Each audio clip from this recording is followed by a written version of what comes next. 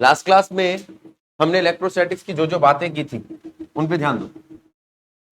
हमने आपको बताया था एक चीज होती है चार्ज, ठीक, उसकी सबसे छोटी क्वांटिटी 1 क्वांटम इतनी होती है। फिर चार्ज को क्यू से रिप्रेजेंट कर सकते हो। इनके बीच में एक फोर्स अप्लाई होती है जो मैग्नीट्यूड ऑफ चार्ज पे डायरेक्टली और उनके बीच के डिस्टेंस पे इनवर्सली डिपेंड करती है, ठीक है। प्रोपोर्शनैलिटी का साइन हटाने के लिए जो कांस्टेंट आता है वो है के। ये बातें की थी हमने। F इक्वल्स टू के Q1 Q2 अपॉन में R स्क्वायर, और वहां पे K की वैल्यू क्या है 1/4 पाई एप्सिलॉन नॉट। ये बातें की थी हमने। अब इसके अंदर ये जो आपकी एप्सिलॉन वैल्यू है ये किसको बताती है? मीडियम को।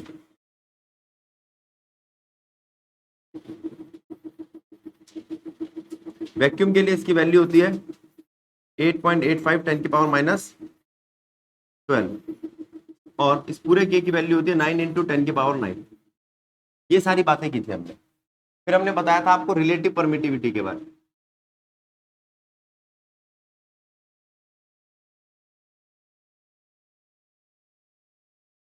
रिलेटिव परमिटिविटी जिसे हम ER से दिखाते हैं वो होता है EM अपॉन में E0।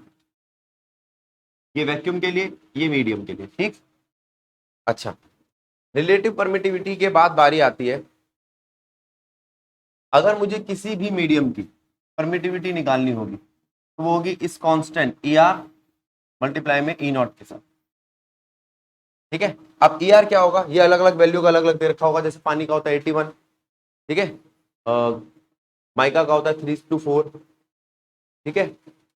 अब इसके बाद बारी आती है जब हमने ये सारी चीजें देख ली, ER देख लिया, E0 देख लिया, तो क्या ये चार्ज पार्टिकल अपनी फील्ड बनाता है? क्या बनाता है?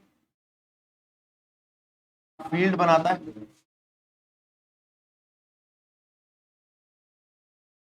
क्या ये चार्ज पार्टिकल अपनी फील्ड बनाता है? और फील्ड बनाता है तो इस फील्ड के अंदर ये किसी दूसरे चार्ज पार्टिकल को फोर्स अप्लाई करता है, ठीक है। अगर ये फोर्स अप्लाई करता है तो यहाँ कितनी करता है, यहाँ कितनी करता है, यहाँ कितनी करता है और यहाँ कितनी करता है? सब जगह एक जैसी करता है या अलग अलग करता है? ये सारी बातें देखनी है हमें। फील्ड क्यों बनाता है?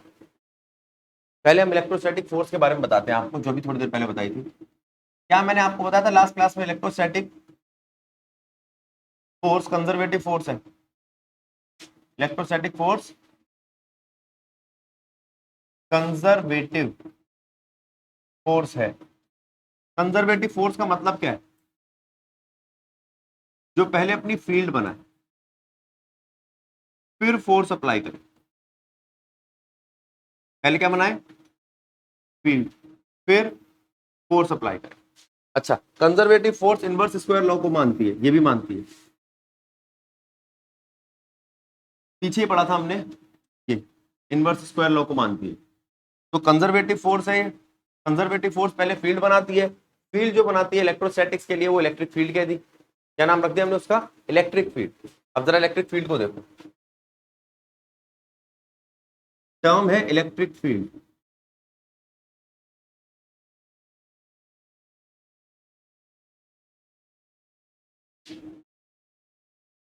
इलेक्ट्रिक फील्ड को समझाने के लिए हमने एक चार्ज पार्टिकल लिखा क्यों, ठीक है। इसकी ये फील्ड है, ठीक। इस फील्ड में ये किसी को अट्रैक्ट या रिपेल करेगा। मान लो कोई चार्ज पार्टिकल यहाँ आया, यहाँ आया, यहाँ आया, इसे कोई मतलब नहीं, लेकिन यहाँ आया इसके सरफेस पे या सरफेस के अंदर, तो सब जगहों पे ये फोर्स अप्लाई करेगा। क्लियर? ठीक है। अब मैं इस Q1 के पास एक Q2 चार्ज लाया। क्या Q2 चार्ज की अपनी कोई फील्ड नहीं होगी? होगी। अब मान लो इसकी छोटी फील्ड है लेकिन है। अब मैं इसको इसके नजदीक ला रहा हूं, ये जब मैं इसको इसके नजदीक ला रहा हूं तो यहां टच करते ही मुझे पता चल गया कि फील्ड आ गई है। मैं फील्ड किसकी चेक कर रहा था? इसकी। मुझे फील्ड लगेगी क्या? मुझे लगेगा कि यहां तक, ये चार्ज तो मैं यहां लाया, यहां तक इसकी फील्ड है, लेकिन ये सही नहीं है। सही है क्या? बोलो। इसकी फील्ड तो इतनी सी है, ये तो इसकी फील्ड है, ये दोनों फील्ड का सम है। ये क्या है? दोनों फील्ड का सम। लेकिन मैं समझ रहा हूं कि यहीं पे ही, इसी जगह पर मुझे फील्ड मिल गई। गलत है ना? अब करे क्या? तो ऐसे में हमने सोचा जो बाहर से जिसको चेक करना है ऐसा जो चार्ज लेकर आ रहे हैं उसकी फील्ड ना के बराबर क्या हो उसकी फील्ड। तो हमने ये करा कि एक चार्ज पार्टिकल रखा Q, चाहो तो आप इसको Q सोर्स कह लो। इस Q सोर्स के पास मैं एक चार्ज पार्टिकल लेकर आ रहा हूं QT, टेस्ट चार्ज पार्टिकल को QT कह लो या Q नॉट कह लो। Q नॉट को मैं इसके पास जैसे जैसे नजदीक लाता हूं तो यहां पर आके मुझे पता चलता है कि QS की फील्ड स्टार्ट हो गई, क्योंकि Q नॉट की टेस्ट चार्ज की अपनी कोई फील्ड नहीं है, नेग्लिजिबल फील्ड है।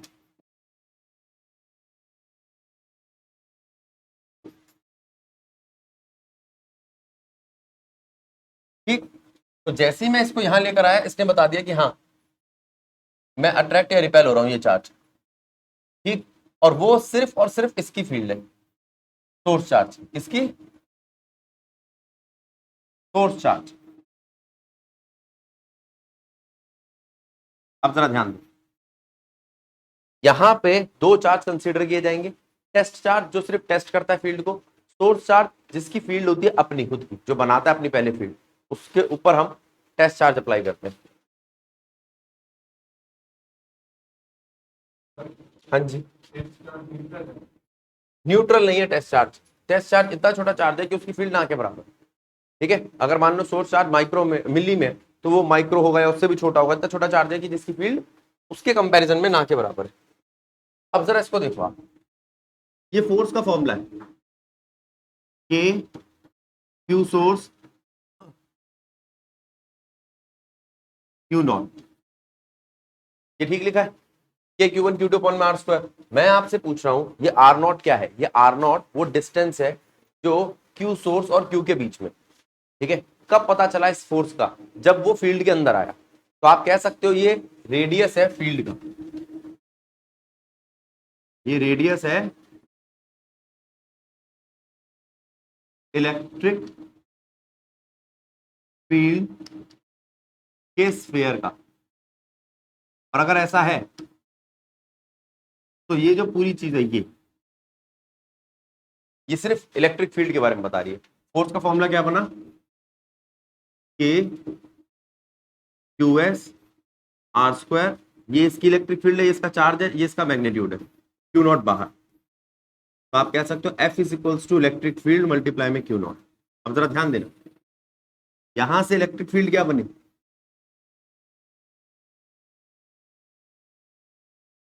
एक फॉर्मूला, फोर्स जो है वो वेक्टर क्वांटिटी है, तो इलेक्ट्रिक फील्ड भी क्या बन जाएगी, वेक्टर क्वांटिटी। दूसरा फॉर्मूला,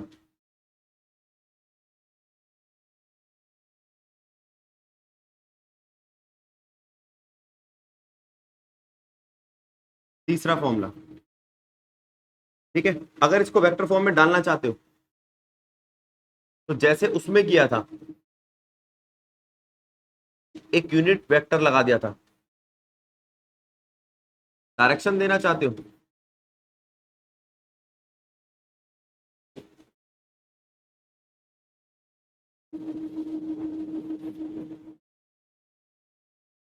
डायरेक्शन खोल दो,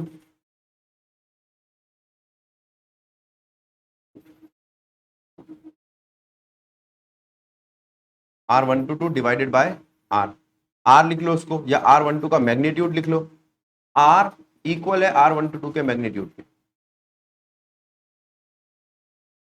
ये वेक्टर खोलने का तरीका है ना, यूनिट वेक्टर। अब जरा पूरी चीज को देखो और इसमें देखो इलेक्ट्रिक फील्ड कैसे काम कर रही है। इलेक्ट्रिक फील्ड देखा जाए तो एक फोर्स ही है, लेकिन एक ही चार्ज लगा रहा है। जब हम फोर्स की बात करते हैं तो वो म्यूचुअल दो चीजों में लगती है। ये जो फोर्स होती है ये दो चीजों के बीच में लगती है। कितनी चीजों के बीच में लगती है बेटा, दो चीजों के बीच में लगती है। एक Q1 चार्ज है, एक Q2 चार्ज है। Q1 और Q2 के बीच में जो फोर्स लगेगी, जो म्यूचुअल फोर्स लगेगी, कैसी फोर्स लगेगी, म्यूचुअल फोर्स लगेगी, उसको हम क्या कहेंगे, इन दोनों के बीच की अट्रैक्टिव या रिपल्सिव फोर्स। लेकिन ये अपनी क्या लगा रहा होगा, फील्ड, और ये अपनी क्या लगा रहा होगा, फील्ड। ये इसकी अपनी फील्ड है और ये इसकी अपनी फील्ड है, ठीक।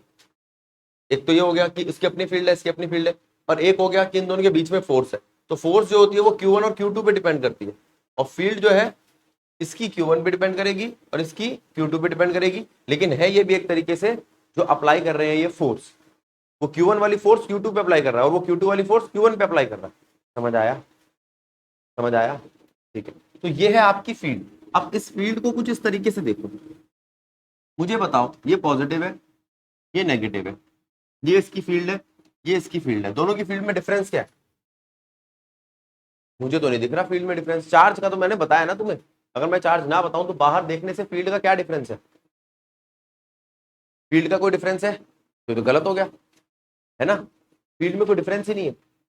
तो हमने कहा कि भाई एक काम करते हैं, इसको समझाने के लिए, इसको दिखाने के लिए एक टॉपिक डाल देते हैं, इलेक्ट्रिक फील्ड लाइंस।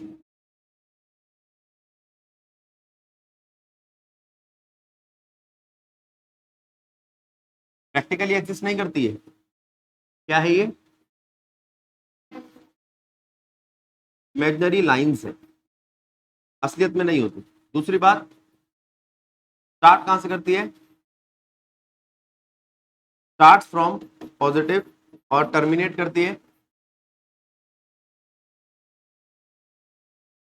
नेगेटिव पे टर्मिनेट करती है। जो पॉजिटिव से शुरू हो नेगेटिव पे टर्मिनेट करे उसे हम क्या कहते हैं? क्या कहते हैं? Electric field lines. जो पॉजिटिव से शुरू हो नेगेटिव पे टर्मिनेट करे उसे हम इलेक्ट्रिक फील्ड लाइंस कहते हैं। बना के दिखाता हूं मैं आपको। ये पॉजिटिव, ये नेगेटिव, ये इलेक्ट्रिक फील्ड लाइन, ठीक है। इलेक्ट्रिक फील्ड लाइन करती क्या? अब आपने इमेजिन तो कर लिया, लेकिन इसके बाद आप कुछ इसका काम भी तो लोगे। इलेक्ट्रिक फील्ड की डायरेक्शन बताती है। मेन काम क्या है इसका? Tangent on electric field line give direction of electric field. आप एक काम करो, एक कर्व लो, स्ट्रेट लाइन लो, ऐसी लाइन लो, जैसी मर्जी लाइन ले लो। ये एक इलेक्ट्रिक फील्ड लाइन है। इस इलेक्ट्रिक फील्ड लाइन से आपको इलेक्ट्रिक फील्ड की डायरेक्शन मिलती है। जरा ध्यान दो, इस पे तो यही बनेगा टेंजेंट, ये इलेक्ट्रिक फील्ड की डायरेक्शन है, ठीक है। इसमें ये बनेगी, ये इलेक्ट्रिक फील्ड की डायरेक्शन है। अब जरा ध्यान देना, अगर मैं इसके इधर पॉइंट पे बात करूं तो इलेक्ट्रिक फील्ड की डायरेक्शन दिख रही है आपको? इस पॉइंट पे बात करूं तो चेक करो, इस पॉइंट पे इलेक्ट्रिक फील्ड इधर, इस पॉइंट पे इलेक्ट्रिक फील्ड ऊपर, इस पॉइंट पे इलेक्ट्रिक फील्ड इधर। तो ये बदलती रहेगी फील्ड की डायरेक्शन। हाँ, इस पे सीधी, इस पे कर्व पे देख लो, इस पे अलग, इस पे अलग, इस पे अलग, ठीक। तो अब वो कहता है अगर मैं इस तरीके से बनाऊं तो इलेक्ट्रिक फील्ड की डायरेक्शन मिलती है। अगर मैं दो इलेक्ट्रिक फील्ड लाइंस कट कर दूं तो इसमें दो, एक तो इसकी तरफ से डायरेक्शन बनेगी और एक इसकी तरफ से डायरेक्शन बनेगी। किसी एक पॉइंट पे किसी एक चीज का दो डायरेक्शन में जाना पॉसिबल नहीं, ठीक है। तो वो कह रहा है ऐसा हो नहीं सकता, इसलिए दो इलेक्ट्रिक फील्ड लाइंस कभी इंटरसेक्ट नहीं करेगी। दूसरी बात, ये पॉजिटिव से स्टार्ट होती है और टर्मिनेट करती है नेगेटिव पर। पॉजिटिव से स्टार्ट होकर पॉजिटिव पे टर्मिनेट नहीं कर सकती, नेगेटिव से स्टार्ट होकर नेगेटिव पे टर्मिनेट नहीं कर सकती। इसका मतलब ये लूप नहीं बना सकती। क्या नहीं बना सकती? लूप नहीं बना सकती। अब कुछ एग्जांपल लिए हमने, मान लो एक पॉजिटिव और एक नेगेटिव है, तो किस तरीके की इनकी इलेक्ट्रिक फील्ड लाइंस होंगी?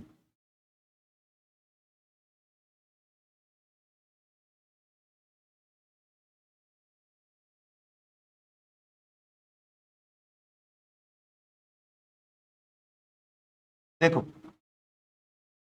पॉजिटिव से स्टार्ट हो रही है और नेगेटिव की तरफ जा रही है, पॉजिटिव से स्टार्ट हो रही है और नेगेटिव पे टर्मिनेट हो रही है। चेक कर लो, ठीक बनाइए, ठीक। अच्छा, अगर ये दोनों ही पॉजिटिव होते तो रिपेल करता हुआ दिखाऊं कैसे? ये तो पॉजिटिव से स्टार्ट होता है,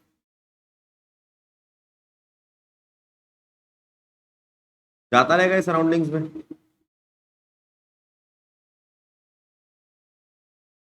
देख रहे हो, ऐसा लग रहा है एक दूसरे को रिपेल कर रहे हैं, है ना, ये रिपेल कर रहे हैं, वो अट्रैक्ट कर रहे हैं, ठीक है।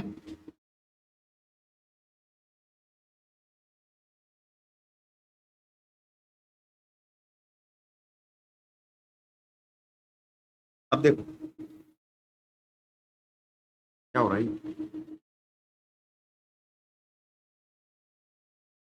ये दिखा तो इसमें।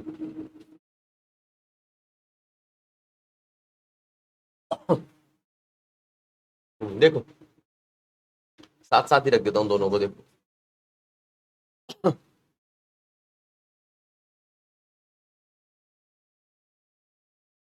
पूरा ही मिटता है एक तो। इसके अंदर अगर हम देखें तो पॉजिटिव चार्ज क्या कर रहा है, इलेक्ट्रिक फील्ड लाइंस बाहर छोड़ रहा है। अगर दो नेगेटिव चार्ज लेता हूं तो भी यही होगा, बस इलेक्ट्रिक फील्ड लाइंस अंदर की तरफ आएंगे, ठीक है, बाकी सब सेम है।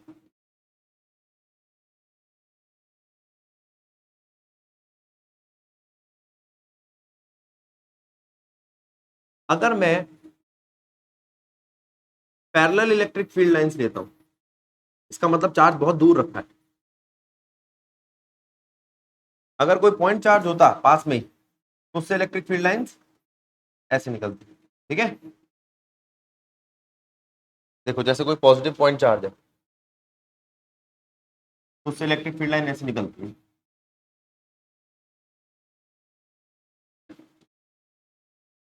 नेगेटिव है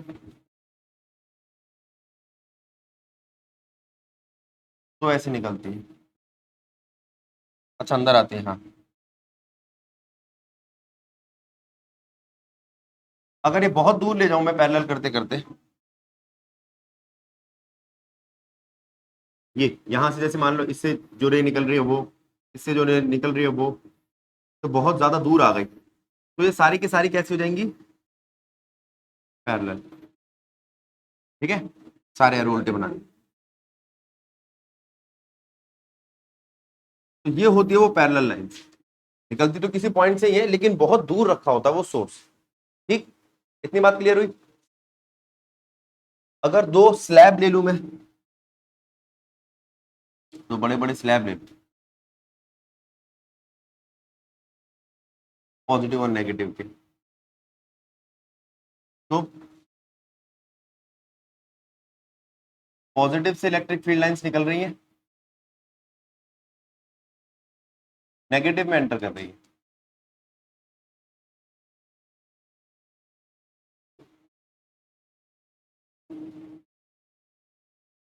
चेक करो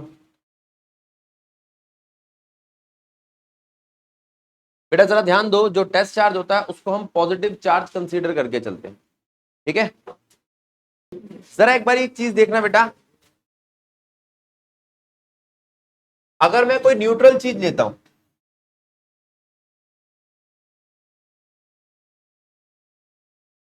और उसके पास एक सॉरी चार्ज चीज रखता हूं, ये लो, बस, ठीक। ये कह रही है कि भैया अगर आप किसी चार्ज चीज के पास न्यूट्रल रखोगे तो पहले तो ये बताओ क्या उसकी फील्ड के अंदर आ रहा है वो सॉरी, अगर फील्ड के अंदर आ रहा है तो होगा क्या, वो ऑपोजिट चार्ज इसका ट्रैक कर ले और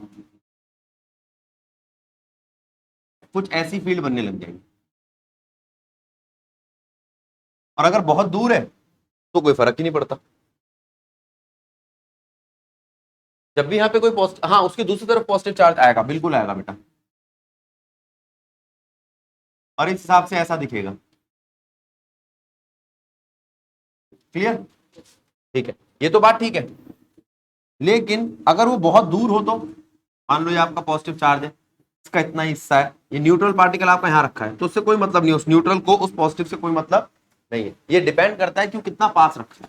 अब क्लियर है तेरा वाला क्वेश्चन, ठीक है। अब जरा ध्यान दो, अब ये तो बात हुई आपकी फील्ड की, किसकी बात हुई, इलेक्ट्रिक फील्ड की। इलेक्ट्रिक फील्ड किस किस तरीके से लग सकती है, कहां कहां पे हम बना सकते हैं, बात समझ में आ गई हमारे। अब हम बात कर रहे हैं आपसे एक सेट की। इस सेट को मैंने आपको पढ़ा रखा है केमिस्ट्री में। आओ, नाम है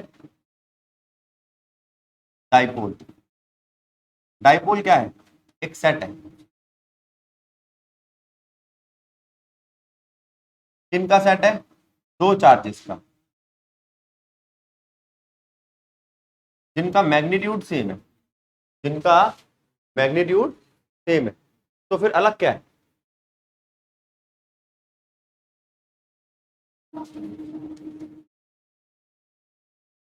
डायरेक्शन अपोजिट है, या अपोजिट साइन है। एक प्लस का एक माइनस का।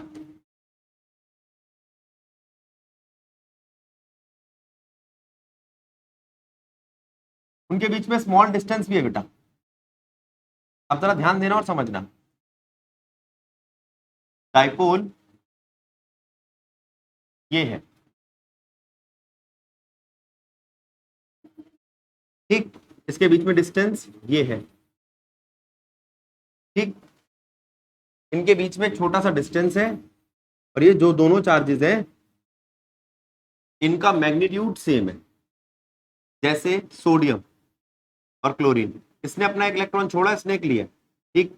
अब इसके ऊपर एक प्लस का चार्ज है, इसके ऊपर एक माइनस का चार्ज है, ठीक। प्लस का चार्ज मतलब 1.6 इंटू 10 की पावर माइनस 19, इसके ऊपर माइनस 1.6 इंटू 10 की पावर माइनस 19। इनके बीच का डिस्टेंस कितना है? कुछ आर्मस्ट्रॉन्ग, जैसे 0.5 आर्मस्ट्रॉन्ग। इसका मतलब होता है 0.5 इंटू 10 की पावर माइनस 10 मीटर। जब ये वैल्यू देखते हैं हम NaCl की, तो NaCl के बीच में डिस्टेंस कितना है और NaCl के चार्जेस कितने हैं प्लस और माइनस के साथ। अब हमने आपसे कहा ये जो सेट है आपका डाइपोल,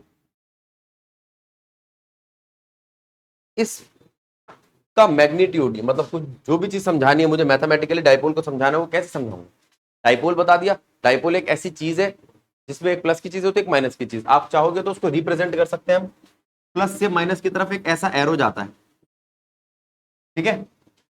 लेकिन इस डाइपोल में हम चीज क्या मैथमेटिकली कैलकुलेट करें कि भाई ये डाइपोल 5 है, 10 है, 15 है, 20 है, क्या है ये? तो हमने कहा इसके लिए हमने मैथमेटिकली एक चीज निकाली, उसका नाम रख दिया डाइपोल मोमेंट। क्या नाम रख दिया? डाइपोल मोमेंट को हम P से दिखाते हैं। डाइपोल मोमेंट क्या होता है? Magnitude of either charge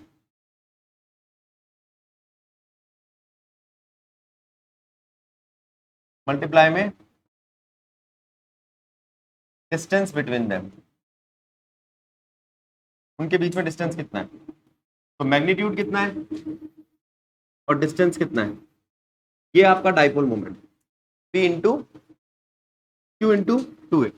P is equals to Q into 2a। ये क्यू क्या है? ये क्यू पॉजिटिव और नेगेटिव दोनों का है, सिर्फ मैग्नीट्यूड, ठीक। और ये उनके बीच का डिस्टेंस है। अच्छा, ये डाइपोल है,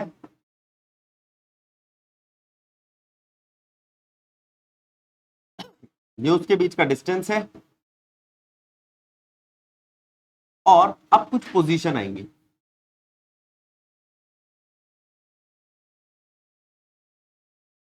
देखो, एक है वो पोजीशन जो उनको बीच से कट कर रही है और यहां मिलती है, या तो यहां मिलती है या ऊपर कहीं यहां मिलती है, और एक है जो इनको यहां मिलती है।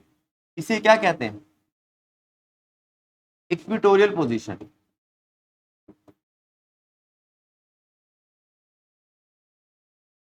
इसे क्या बोलते हैं? उसके एक्सिस पे मिल रही एक्सियल पोजीशन, ठीक। अब अगर इक्विटोरियल वो होती है जो इस डाइपोल से परपेंडिकुलरली सेंटर से बाइसेक्ट कर रही है। ऐसा कहीं पे ही पॉइंट हो सकता है। मैं दोबारा बनाता हूं। ये एक डाइपोल है,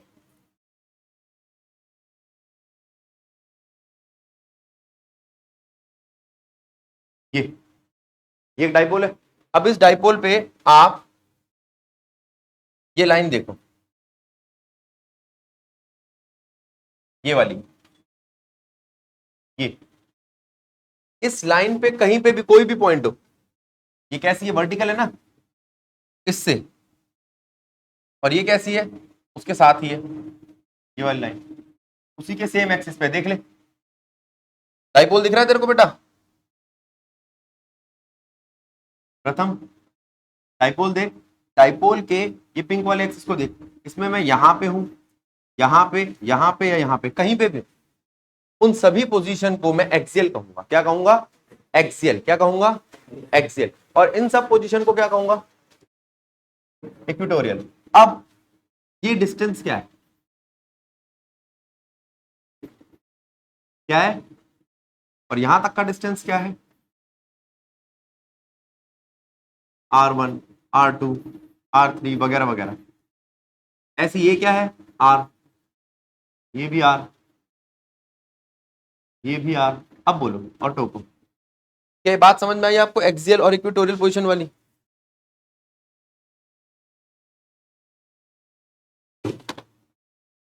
चेक करना जरा, ये सारी पोजीशन इक्वेटोरियल और ये सारी पोजीशन एक्सियल, क्लियर है? अच्छा कोई यहां आ जाए तो, अब इसको आप कुछ नहीं कहोगे, इसको कह दोगे आप एट एनी पॉइंट, क्योंकि एक्सियल ना एक्सियल है ना इक्वेटोरियल है, इक्वेटोरियल पोजीशन सिर्फ उनसे परपेंडिकुलर होगी। क्या बात ठीक है प्रथम?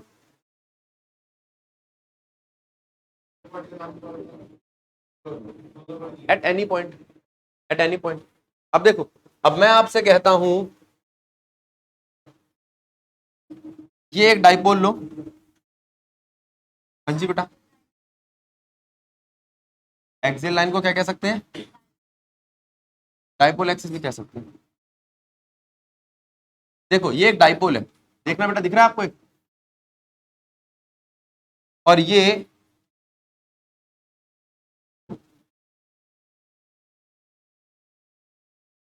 उसके एक्सिस पे ही मैंने एक डॉटेड लाइन बना दी, ठीक है, ये डॉटेड लाइन दिख भी रही है, हाँ दिख रही है, ठीक है। तो वो कहता है ये क्या है, ये क्या है, और यहां पर किसी पी पॉइंट पर आपको निकालना है, ये एक चार्ज है, पी पॉइंट क्या है, एक चार्ज है, कैसा चार्ज है, पी पॉइंट कैसा चार्ज है, बाय डिफॉल्ट मैंने इसे पॉजिटिव चार्ज ले लिया, कैसे चार्ज ले लिया, अच्छा ये पी पॉइंट एक पॉजिटिव चार्ज है, इस पॉजिटिव चार्ज पे Q2 से और Q1 से एक फील्ड लग रही है, ठीक है, ठीक है। अब मैं आपसे कहता हूं ये Q1 और Q2 कैसे हैं, एक पॉजिटिव और एक नेगेटिव है, क्यों, अगर एक पॉजिटिव और एक नेगेटिव नहीं हुआ तो ये डाइपोल नहीं बनेगा, और Q1 और Q2 दोनों मैग्नीट्यूड में इक्वल है, मैग्नीट्यूड में दोनों, तो ऐसे लिख दूं, जो Q2 है वो है माइनस का Q, और जो Q1 है वो है प्लस का Q। Q1 क्या है, अब चेक करो बस, ठीक। अब ये वो सेंटर है जहां से सारी कैलकुलेशन होनी है, तो वहां से इस तक का डिस्टेंस आ रहा है, पी तक का, ठीक, और ये है ए, और ये भी है ए, समझो, ए दिखाई दे रहा है आपको? अब मैं आपसे कुछ चीजें पूछूंगा, आप मेरे को बताना क्या क्या होनी चाहिए। R2 से P तक का डिस्टेंस पता करके बताओ, और R1 से P तक का डिस्टेंस पता करके बताओ। देखो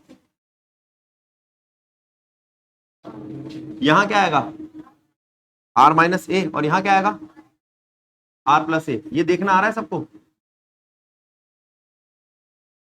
किसको समझ नहीं आया ये, आ गया?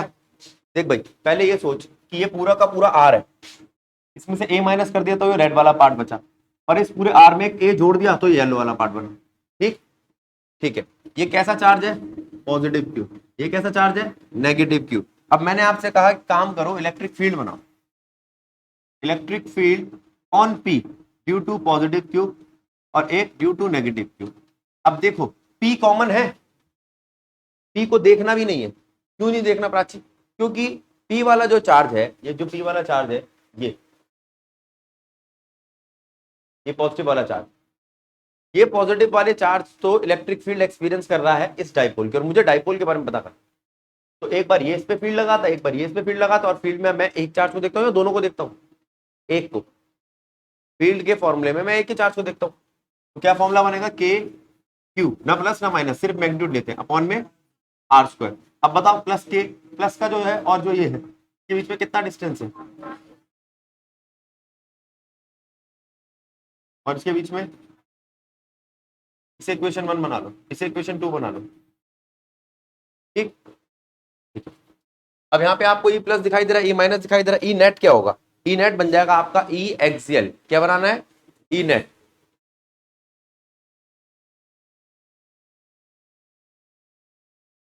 ई एक्सियल। अब ई नेट कैसे बनाऊं? पता नहीं कैसे बनेगा। ये माइनस का है, ये प्लस का है, इसका ये एरो बनाया अगर, तो प्लस प्लस का कैसे बनाऊंगा? अगर ये अट्रैक्टिव के लिए एरो बनाया तो वो रिपल्सिव के लिए, ठीक है, उससे कोई फर्क नहीं पड़ता। आप चाहो तो अट्रैक्टिव के लिए इधर एरो बना दो, रिपल्सिव के लिए इधर, लेकिन दोनों काम तो उल्टा कर रहे हैं ना। एक फील्ड अट्रैक्शन दिखा रही है और एक फील्ड रिपल्शन दिखा रही है, ठीक है। तो प्लस होना चाहिए, माइनस होना चाहिए, कर दिया माइनस, ठीक। अब इसके बाद, हाँ बोल बेटे बोल।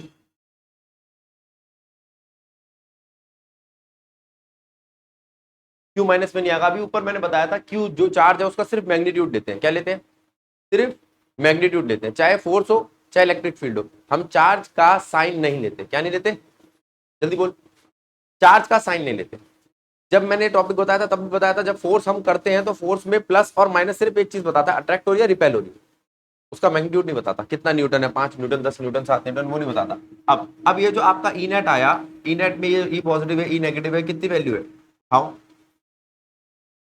के क्यूब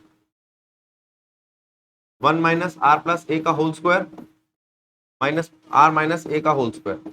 इसको सॉल्व कर लोगे, आपके पास ई एक्सियल आ जाएगा। एक्सियल पोजीशन पे कितना होना चाहिए इलेक्ट्रिक फील्ड, ये आ जाएगा। आना बोलो। क्लियर है? अभी टाइम दूंगा, खुद सॉल्व करना है।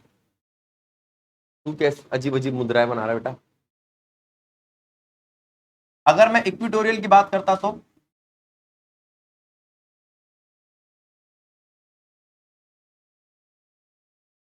ये देखो, अब इक्विटोरियल पोजीशन को देखो और समझो। यहां से इस पी पॉइंट पर एक फील्ड लगेगी और एक यहां से लगेगी।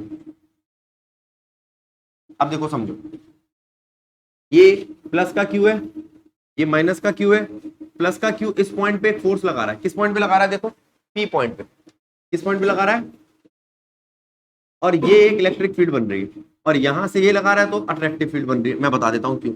ये कैसा था, मैंने बोला था इसको हम पॉजिटिव चार्ज मान के चलेंगे। पॉजिटिव पॉजिटिव क्या करता है? पॉजिटिव नेगेटिव क्या करता है?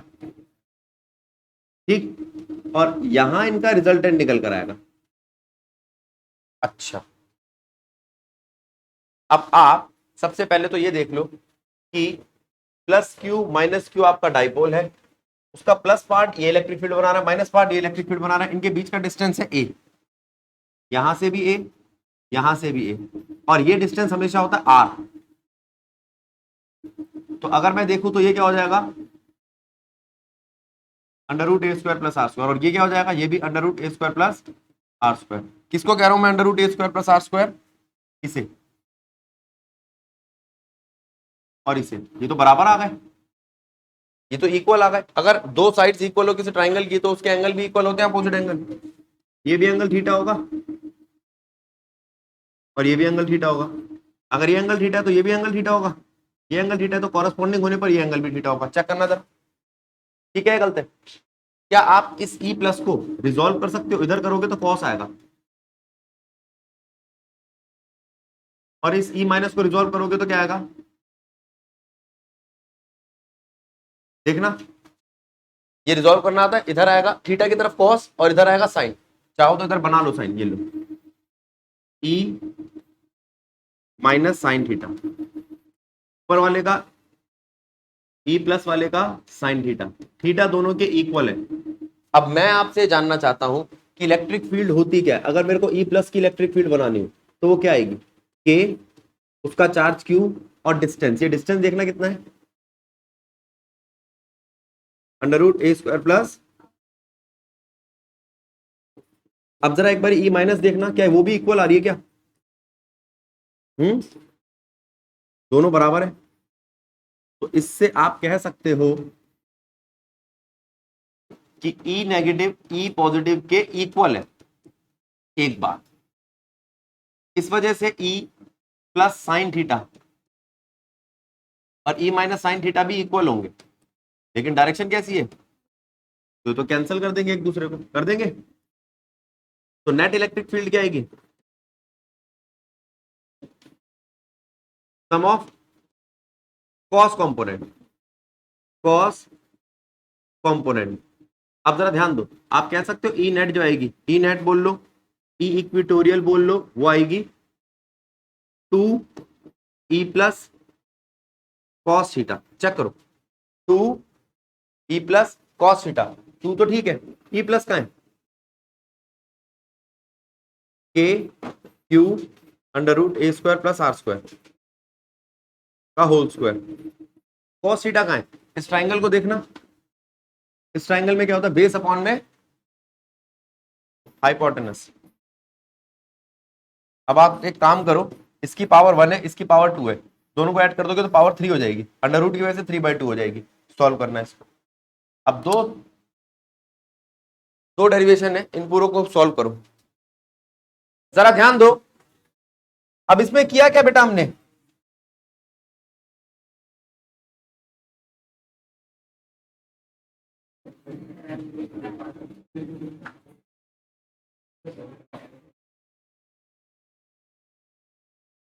देखो,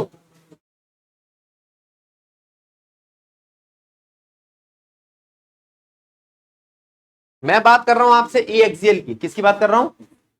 कैसे निकालोगी ए एक्सियल? अब यहां पे दिखाई दे रहा है ए प्लस बी ए माइनस बी, सुनिए आइडेंटिटी लगाओगे तो क्या बन जाएगा? ये के बाहर क्यू बाहर, ए स्क्वायर प्लस बी, ए स्क्वायर माइनस बी स्क्वायर का होल स्क्वायर। होल स्क्वायर पहले से पड़ा हुआ था इसलिए मुझे उठाना पड़ा। ए प्लस बी, बातें नहीं बेटा, ए प्लस बी ए माइनस बी को मैंने कैसे खोल दिया? ए स्क्वायर माइनस बी स्क्वायर। ये ठीक लग रहा है कि नहीं लग रहा पहले बताओ? नहीं लग रहा, मयंक को, उसको प्रथम को बोल। ये ए प्लस बी है बेटा, ये ए माइनस बी है, इसको लिख सकता है ए स्क्वायर माइनस बी स्क्वायर, ठीक है। और इसका स्क्वायर मैंने एज इट इज उठा लिया। अब वो कहता है इस वाली साइड पे आर प्लस ए था, ठीक है, और इस वाली साइड पे आर माइनस ए था, इसको लिख सकते हो आर माइनस ए का होल स्क्वायर। ऐसे तो एलसीएम लेना आता है ना, माइनस आर प्लस ए का होल स्क्वायर। गलत है। अब इसके बाद क्या करोगे? इसका फॉर्मूला किस में खुलेगा? A square plus B square minus 2ab। अब जरा ध्यान देना, ये किस में खुलेगा? A square plus B square plus 2ab। बस। अब देखो, आर स्क्वायर वाली आर स्क्वायर से कट जाएगी, ए स्क्वायर वाली टर्म ए स्क्वायर से कट जाएगी, बचेगा क्या? सिर्फ ये टर्म बचेगी, और अंदर क्या बचेगा? नीचे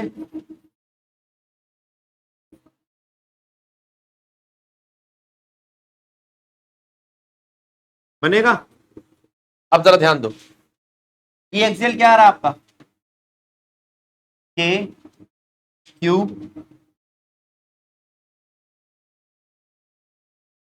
अंदर क्या बचा था? 4ar,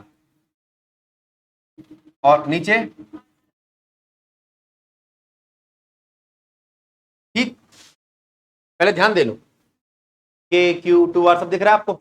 अब मैं आपसे कहता हूं, आप एक काम करो, इस क्यू को लो और इसके अंदर से 2a निकाल लो, q इंटू 2a हमें p दे देगा। क्या दे देगा? तो 2 तो बच गया, माइनस बच गया, k बच गया, r बच गया। वो माइनस सिर्फ डायरेक्शन का काम कर रहा और कुछ नहीं। इसको ऐसे रहने दो, इसे p लिख दूं,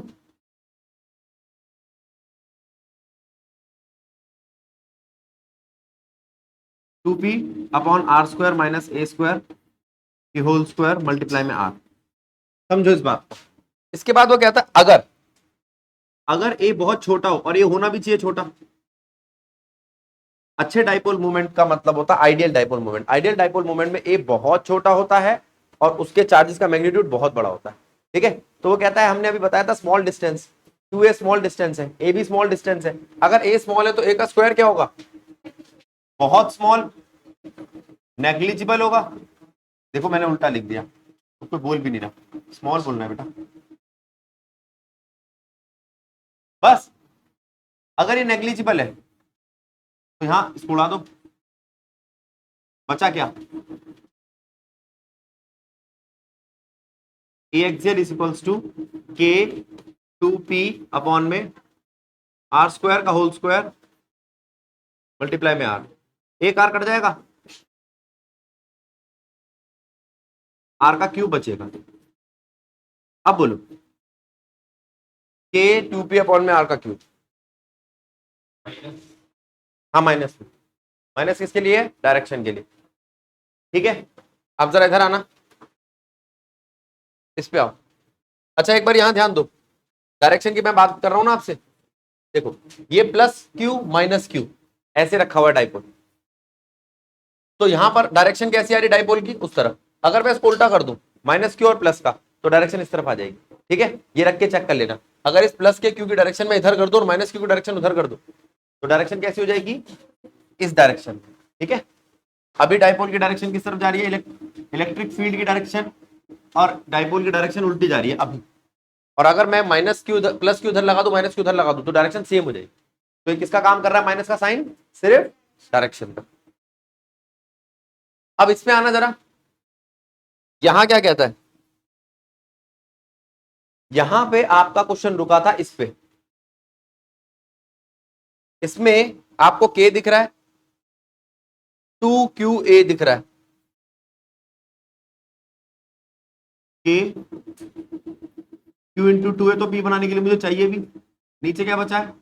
under root A square plus R square की पावर 2 + 1 3। इसको अगर मैं अंडर रूट को उठाऊं तो हाफ चला जाएगा बाहर, बोलो।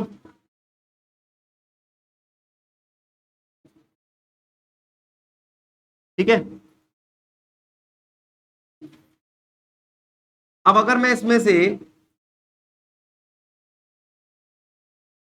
ए को निग्लेक्ट कर दूं तो? क्यों निग्लेक्ट किया? अभी थोड़ी देर पहले बताया था।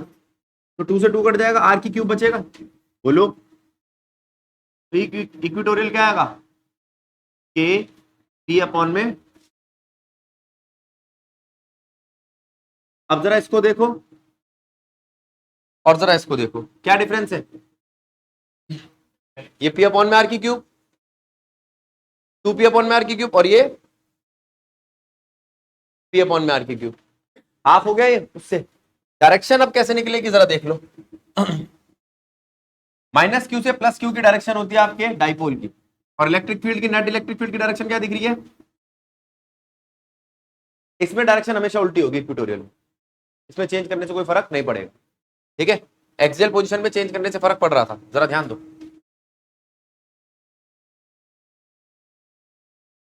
प्लस का क्यू माइनस का क्यू, ये नेट इलेक्ट्रिक फील्ड, और ये डाइपोल की इलेक्ट्रिक फील्ड। ठीक, डाइपोल की डायरेक्शन। अब अगर मैं इसकी बात करूं एक्सियल की, तो एक्सियल में तो साफ साफ दिखाई देता है क्या? अगर मैं यहां पी चार्ज लूंगा और यहां पी चार्ज लूंगा, तो डायरेक्शन कैसी आएगी? इधर के लिए कुछ और उधर के लिए कुछ। ठीक, एक के लिए पॉजिटिव और एक के लिए नेगेटिव। समझो, इसको समझो जल्दी से, फिर आगे बढ़ो। अब इसी तरीके से, अब इसी तरीके से अगर हम ये पोजीशन देखें, जरा ध्यान देना।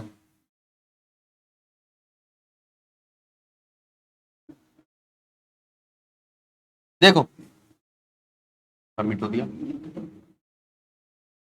ये है इक्वेटोरियल पोजीशन, ये एक्सियल पोजीशन। ठीक, और ये एट एनी पॉइंट यहां पर। अब वो कहता है एट एनी पॉइंट के लिए क्या करें? ये लो, ये है एट एनी पॉइंट, ये है पॉइंट। देखना जरा, यहां पे आपने ये जो एट एनी पॉइंट बनाया है, इस पॉइंट पे एक तो आपने इसको देखा Q1 Q2 और इस पॉइंट को दे दिया नाम K। ये इसको, ये क्या है, एक्सियल पोजीशन। ये क्या है, इक्विटोरियल पोजीशन। ये एंगल अल्फा ले लो, ठीक है, ठीक है। अब क्या करोगे, अब एक्सियल पोजीशन के लिए वैल्यू आएगी, इक्विटोरियल पोजीशन के लिए वैल्यू आएगी। क्या थी वो एक्सियल पोजीशन की, K 2P by R Q, K P by, ठीक है। अब वो कहता अगर मैं इसकी इलेक्ट्रिक फील्ड को E मान के चल रहा हूं यहां पर, तो इसको यहां रिजोल्व करूंगा E का कॉस अल्फा, और इधर रिजोल्व करूंगा E का साइन अल्फा, ठीक। अच्छा, तो मैंने कहा ये जो साइड है ई एक्स, वो क्या है, ई एक्स, ई एक्स है ई एक्सियल कॉस अल्फा। ई एक्सियल क्या है, के 2P बाय आर क्यूब, जो अभी तुमने निकाला था उसका कॉस अल्फा। और ई इक्विटोरियल क्या है बेटा, ई इक्विटोरियल साइन अल्फा। अब ई इक्विटोरियल पढ़ो, K P by R cube sine alpha. उठा लो इन दोनों, इसको और इसको, और किस इक्वेशन में रखोगे, वेक्टर का हिसाब किताब लगाना जरा।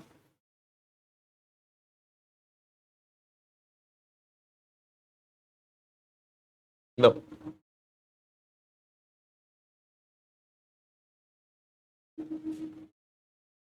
ई नेट क्या आएगी, अंडर रूट ई एक्स का स्क्वायर प्लस ई वाई का स्क्वायर। ई एक्स का है, ई वाई का है, क्या ये ले लो, इसमें से के 2P बाय आर स्क्वायर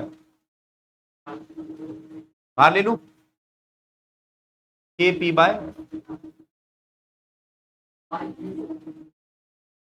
अंदर क्या बचा, एक्सियल में 2 बच गया, कॉस अल्फा बच गया प्लस साइन, ठीक। इसको ऐसे लिख दू, समझ जाओगे, बार बार टेपना है।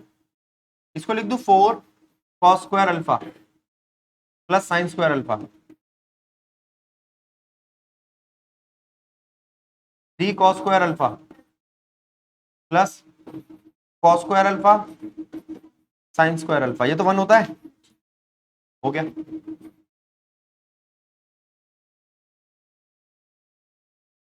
समझो, सिर्फ वो करिए कैलकुलेशन, जल्दी से इसको करो, फिर अगले पॉइंट पे पहुंचो। सुपर पोजिशन कराऊंगा फोर्स का। बेटा एक बच्चा पूछ रहा है कि भैया आपने यहाँ पे 2AB cos थीटा क्यों लगाया, देखो 2AB cos थीटा, थीटा कितना है और cos 90 कितना होता है, ठीक है, करो। चलिए आगे देखेंगे। अब मैं आपसे बात कर रहा हूं फोर्स की, लास्ट टॉपिक है आज का, super position of force, electrostatic force. जरा एक बार ध्यान देना, अगर मैं आपसे कहूं ये एक चार्ज पार्टिकल है Q, ये फोर्स लगा रहा है Q1 पे, ये फोर्स लगा रहा है Q2 पे, ये फोर्स लगा रहा है Qn पे, तो नेट फोर्स क्या होगी, नेट फोर्स होगी सारी फोर्स का वेक्टर सम, क्या होगी, वैसा ही जैसे वेव में सुपर पोजिशन किया था, एफ नेट होगा F1 F2 Fn, सबका वेक्टर सम, सबका। क्लियर है बात। अब जरा ध्यान दो, जब मैं सबका वेक्टर सम करता हूं यहां पर Q से Q1 का, Q से Q2 का, Q से Qn का, सुनना, तो कैसे डायरेक्शन वगैरह पता करूंगा, पहले 3 चार्जेस ले लेते हैं, ये Q1 है, ये Q2 है, ये Q3 है, ठीक। अब आप बताओ किस पे फोर्स निकालूं, पे कहोगे उस पे निकाल दूंगा, Q2 पे, Q2 पे निकाले, Q3 पे निकालेंगे, जगह नहीं हमारे पास Q3 पे। हमारे कहने से क्या होता है बेटा, बच्चों को खुश करने के लिए बोल देते हैं। देखो अगर हम यहाँ पर निकालें तो पहले आपको पता होना चाहिए, चलो इसकी बात मान लेते हैं, Q2 पे निकाल लेते हैं, लो जगह बना लेते हैं। इसकी फीस नहीं आई है ना, आ गई तेरी फीस? कब आई? झूठ कितना बोलती बेटा तू? अजय भैया को दिए? अच्छा अब जरा देखो, Q1 Q2 Q3 दिख रहा है आपको? चार्ट देखना एक बारी, Q1 Q2 Q3। अब Q1 Q2 Q3 में आपने कहा कि ये वाला नेगेटिव चार्ज है, नेगेटिव क्यू बोल लो इसको, ये वाला पॉजिटिव चार्ज है। अब बताओ इसको क्या लूं, नेगेटिव ले लूं, ये लो। अब बताओ नेगेटिव नेगेटिव को क्या करता है, और नेगेटिव पॉजिटिव क्या करता है? तो ये एक फोर्स है जो 1 लगा रहा है 2 पे, ये फोर्स है जो 3 लगा रहा है 2 पे। अब चेक करो, बस इतनी सी बात है। अब इसके बाद जब तक तुम्हें इसके इस ये सारे आर नहीं दिए जाएंगे तब तक तुम्हें पता नहीं चलेगा कि ट्राइंगल कैसा है, इक्विलेटरल है, आइसोसलेस है, क्या है। तो हमने कहा कि भैया ये सारे एल है, या हाँ एल ही लो, ये सबकी लेंथ एल है ना। तो एंगल कितना हो गया बीच का? 60 डिग्री, 60 डिग्री। अगर ये 60 डिग्री है तो ये बड़ा वाला एंगल कितना होगा, बाहर वाला? 120। ऐसे करके कुछ बातें पता करो। अब इसका रिजल्ट कहाँ आना है, यहाँ पे देख रहे हो रिजल्ट कहाँ आना है? देखो एक ये है फोर्स, एक ये है फोर्स, और रिजल्टेंट बीच का, कोई दिक्कत? वो एफ नेट है। क्या है वो? अब मेरी बात सुनना और समझना, एफ नेट तुम्हें निकालना है।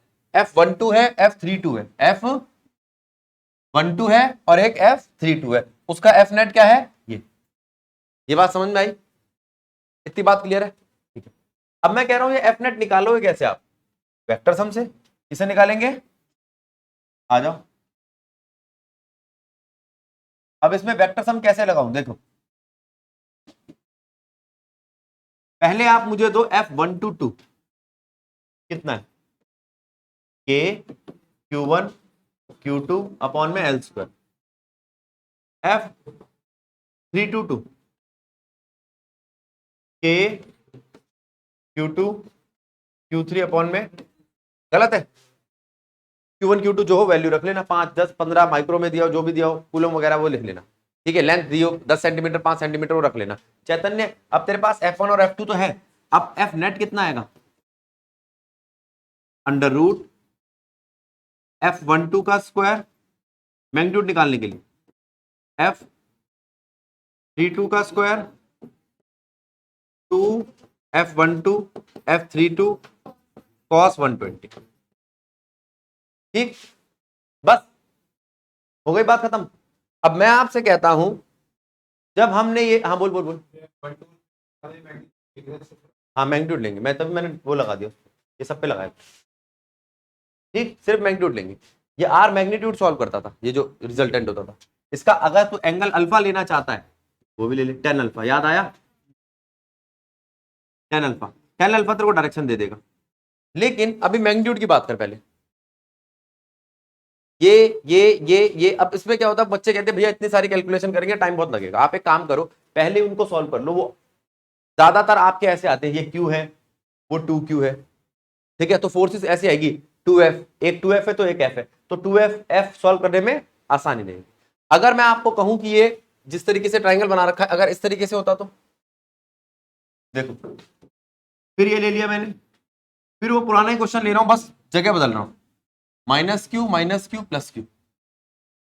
देखना ये -Q है, ये -Q है, ये +Q है ऐसा? जरा देखना, +Q -Q को क्या करेगा, और ये भी क्या करेगा? अब इनके बीच का एंगल कितना होगा? पहले कितना था? 120। अब अट्रैक्ट कर रहे हैं दोनों, तो कितना बैठेगा? 60। ये प्लस का Q है, ये माइनस का Q है। ये है आपका 1 2 3, और फोर्स लग रही है 3 से 1 की तरफ, 3 से 2 की तरफ।